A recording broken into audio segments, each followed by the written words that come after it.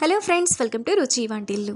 ఈరోజు మనం ఉదయాన్నే హడావుడి లేకుండా చాలా సింపుల్గా లంచ్ బాక్స్లోకి రైస్ ఎలా తయారు చేసుకోవాలో చూద్దాము. ఈ రైస్ని మనం చాలా త్వరగా సింపుల్గా ప్రిపేర్ చేసుకోవచ్చు. టేస్ట్ కూడా చాలా బాగుంటుంది. సో లేట్ చేయకుండా వీడియోలోకి వెళ్ళిపోదాం.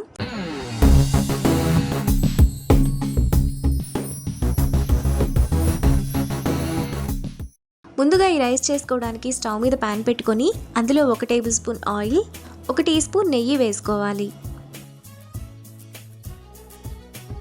ఆయిల్ వేడైన తర్వాత 2 ఇంచుల దాల్చిన చెక్క, 6 లవంగాలు, 5 యాలుకలు, మరాఠీ మొగ్గ 1, అనాస పువ్వు 1, 2 బిర్యానీ ఆకులు, 1/2 టీ స్పూన్ షాజీరా, పొడవుగా కట్ చేసుకున్న 2 పచ్చిమిరపకాయలు, 1 టేబుల్ స్పూన్ జీడిపప్పు, 1 రెమ్మ కరివేపాకు వేసుకొని ఫ్రై చేసుకోవాలి.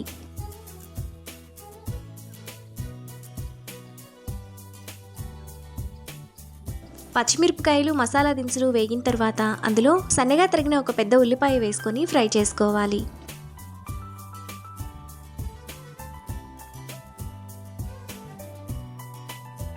ఉల్లిపాయ ఇలా బాగా వేగిన తర్వాత చిన్న చిన్న ముక్కలుగా కట్ చేసుకున్న 2 టమాటా, 1 టేబుల్ స్పూన్ అల్లం వెల్లుల్లి పేస్ట్, టేస్ట్కి తగినంత ఉప్పు వేసుకొని టమాటా మెత్తగా అయ్యేంత వరకు మధ్య మధ్యలో కలుపుతూ ఉండాలి.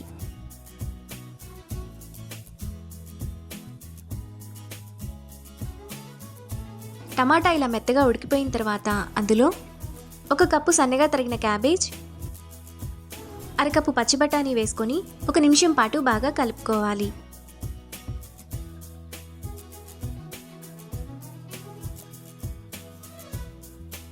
ఒక నిమిషం తర్వాత క్యాబేజీ ఈ విధంగా కొద్దిగా మగ్గుతుంది. ఇప్పుడు 1/2 టీ స్పూన్ కారం, 1 టీ స్పూన్ ధనియాల పొడి, 1 టీ స్పూన్ గరం మసాలా, సన్నగా తరిగిన పావు కట్ట కొత్తిమీర, పావు కట్ట పుదీనా వేసుకొని 1 నిమిషం పాటు బాగా కలుపుకోవాలి.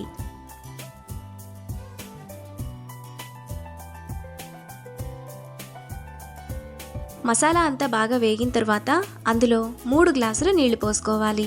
1 గ్లాసు బియ్యానికి 1.5 గ్లాసు నీళ్లు పోసుకోవాలి. ఇప్పుడు అరగంట సేపు కడిగి నానబెట్టుకున్న 2 గ్లాసుల బియ్యాన్ని వేసుకోవాలి.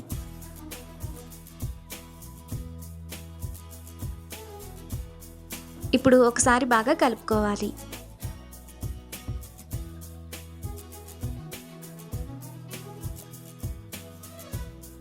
ఇలా కలుపుకున్న తర్వాత రైస్ను మీడియం ఫ్లేమ్లో ఉడకనివ్వాలి. రైస్లోని వాటర్ అంతా ఇలా ఎగురుతున్నప్పుడు ఒకసారి అడుగు నుంచి బాగా కలుపుకొని మూత పెట్టి సిమ్ ఫ్లేమ్లో 10 నిమిషాల పాటు ఎగరనివ్వాలి.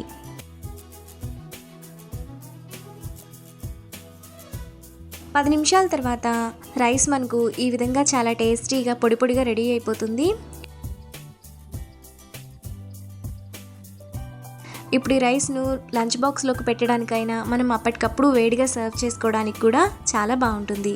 అంతే, ఎంతో సింపుల్గా టేస్టీగా చేసుకునే క్యాబేజ్ రైస్ రెడీ. ఈ రెసిపీని మీరు కూడా ట్రై చేసి మీకు టేస్ట్ ఎలా కుదిరిందో నాకు కామెంట్స్లో షేర్ చేయండి. ఈ వీడియో కనుక మీకు నచ్చినట్లయితే లైక్ చేసి, షేర్ చేసి, సబ్స్క్రైబ్ చేయండి.